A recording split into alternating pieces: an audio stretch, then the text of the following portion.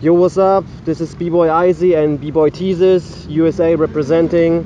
Today we're gonna do some interviews, so peace. Peace.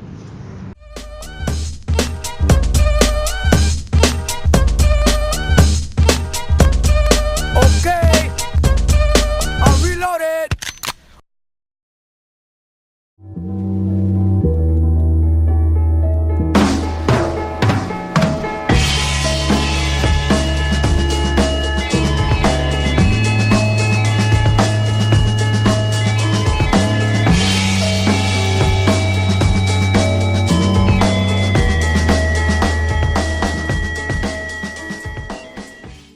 What's up? My name is Theus Lopez. I am from Tucson, Arizona. I live in Seattle, Washington. I've been breaking since 99-2000. My crews are Knuckleheads Cali, Massive Monkeys, Fresh Descendants, and Vim Team. And yeah. So first it was more just kind of like a cool thing. Like, oh, what? You're gonna be a breaker? You're gonna go to this breaking class? Like, you're gonna do this? And my mom was really supportive. My dad, he was like, oh, okay, like, sure, do whatever you want. You know, he didn't really care too much. It wasn't until I started traveling where my mom was starting to have second thoughts, like, oh shit, maybe he shouldn't be doing this. You know what I mean? Because of course I was in school. You know, grades were starting to change. I wasn't really, you know, I wasn't able to go to school because I was traveling.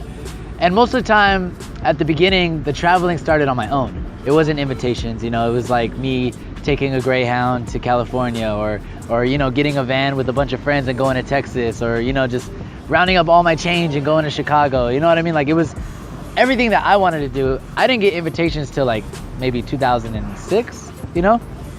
So once I started traveling a lot more, I could tell my mom was pretty stressed out, you know what I mean? But it wasn't until like I started like being really successful when she supported it again, you know? So overall, like, even though, you know, I stuck with more of my friends than family, my friends became more of family, and then we all supported each other, you know what I'm saying? And pretty much growing up without that tight friendship, without that tight support of you know, just fam, like friends, I wouldn't be at where I'm at right now. I wouldn't be here in Australia.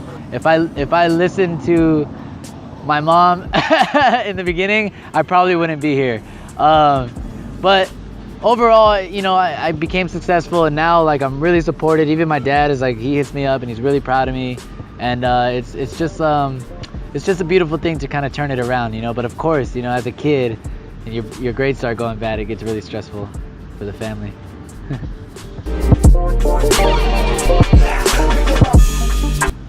Ooh, how would my life look like if I didn't have breaking?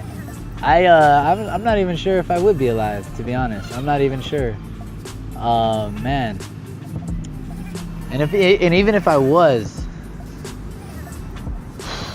I think I'd be a pretty messed up kid.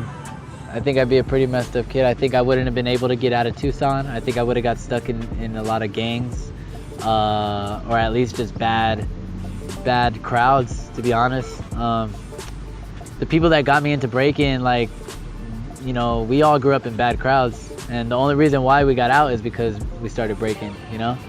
And I feel like I wouldn't have the blessed life that I have today. I wouldn't be able to go to Seattle and see my girl and my dogs and raise my dogs, and I wouldn't be able to, like, I wouldn't be healthy, you know what I mean? I would make really bad decisions because just from the background of my family, like, sometimes it comes back to me and I get really sad and depressed, but then when I start dancing, I create health and I get happier, and, you know, I get to travel and get to meet these people. So I know where I come from, and I always represent where I come from, but that's what keeps me going further away from it.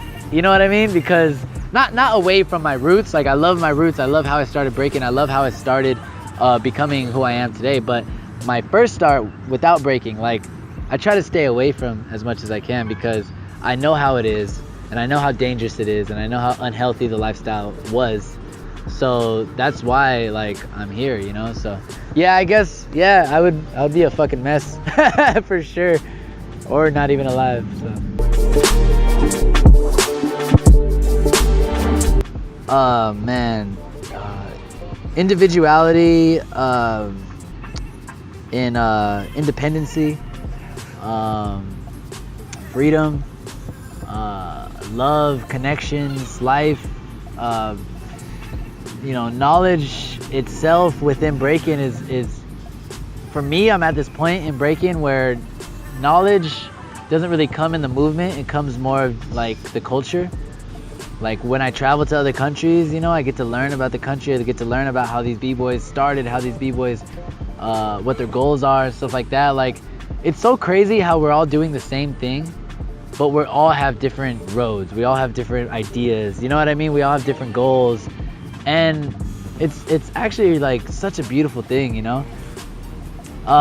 Breaking has definitely taught me how to be a humble, open-minded person and to understand what respect really means,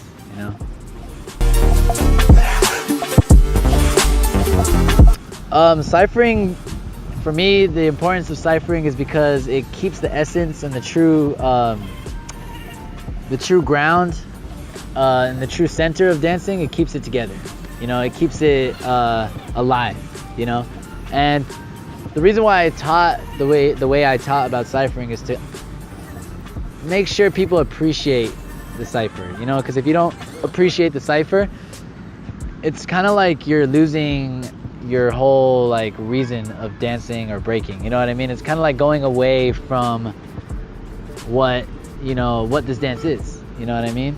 So for me, like, I'm really inspired off of like powwows and native ceremonies and stuff like that. Like with powwows, of course, it's like a huge circle and everyone's kind of dancing and everyone's feeling it, but that's the ceremonial way of building the energy and keeping the culture alive and keeping it fun and keeping it energetic is through dance, and that's what we do too. We do it in dancing, but I think a lot of people forget that that's what it's for. It's for the culture, it's for the ceremony, it's for the energy, you know what I mean? And I think that's why it's important, because if that's gone, then there is no culture, you know what I mean? Because that's a huge part of the culture, and that's a huge part of the energy that keeps the culture together,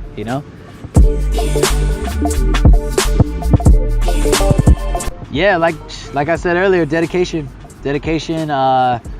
really just being there for your students, really understanding, like showing them who you are. I teach, I try to teach as much as I can at home. I have some really dedicated students that are really fucking awesome, and I love the fact that that I could call them not only just students but friends, you know what I mean? Like we can also chill and talk and just relax. And when I was growing up, my mentor, my teacher, it wasn't only just breaking, it was like going to other shit, going on hikes and doing other stuff and other things that inspired you in just life, and to actually have a connection with your student is what makes a good teacher, you know what I'm saying? Because without that connection, you're just doing moves, and the teacher, the student's not going to care. If the teacher doesn't care so much, the student's not going to care. And then what's the point of teaching? What's the point of learning? It's like, there's no point. If there's no connection, there's no care, there's no point of teaching. So I think that's what makes a good teacher, is connections and actually caring for your students,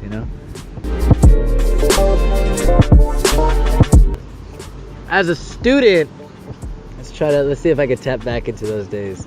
As a student, well, I'm a student to everything right now, you know what I mean? To everything. I think a student is really good at keeping their mind open. I think a person that actually is a real student is a really open-minded person. Obviously the dedication comes into par. You have to really want it. You have to really try to get what you're looking for. You know what I mean? Because if you don't, if you're just there and you expect the teacher to just make you a better person, you're not gonna learn. You're not gonna be able to do it. It takes both ways, The student actually has to work harder than the teacher. You know what I mean? The student has to use the mind harder than the teacher. The student has to search more than the teacher. You know what I'm saying? And it's that training, that's how you surpass your teacher. You know what I mean? By really, really trying, but not doing it in an envious way, not like, oh, I can't wait to be better than my teacher, but doing it as like, I can't wait to get better and better and better, and then you see yourself at this top of the mountain and you're like, oh, I did it, without even thinking, because I trained. That's what makes a good student, is actually really, really, really dedicating yourself to it, I need to get back to reading again. But no, there's this book, Brian Walsh, I think his name is Brian Walsh. He's a really spiritual philosopher, and the book is called Many Masters and Many Minds, and it's a real spiritual book. It pretty much comes from a person that didn't really understand spirituality. It was more just kind of like mental and the science of like how the brain works.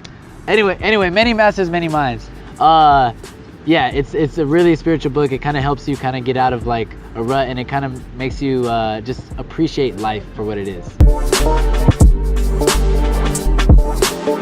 I would get into sociology, pretty much, just the social mindset of just, you know, how, I don't know, just sociology really like intrigues me. You know what I mean? The way people work. You know what I mean? Like the way like the community works together and kind of stuff like that. Like, I don't know, social networking and sociology is like, I don't know, the way we work together is a really interesting thing. You know what I mean?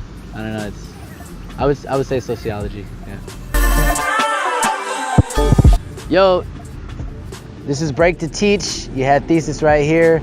Much respect. Keep doing what you're doing and keep breaking to teach. All right? Peace.